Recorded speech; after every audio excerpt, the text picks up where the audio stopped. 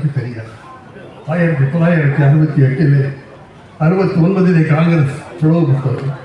அப்போது நான் தமிழ்நாடு இளைஞர் காங்கிரசின் பொறுப்பை ஏற்று வந்தேன். கேரளத்திலே கேஆர் இருந்தார், கர்நாடகத்திலே குண்டுராவ் இருந்தார், மேற்கு வங்கத்திலே பிரியரஞ்சன் தாஸ் இருந்தார்.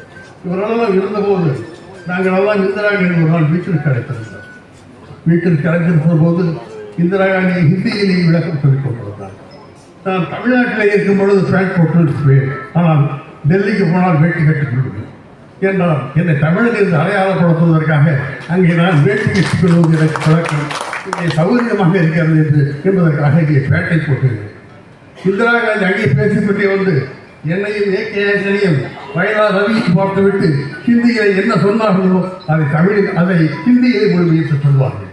அந்த பெருந்தன்மை இந்திரா காந்தி கொண்டு அது மட்டுமல்ல, இந்திரா காந்தி ஒரு குறிப்பை ஒரு ஸ்கிரிப்டை பேரை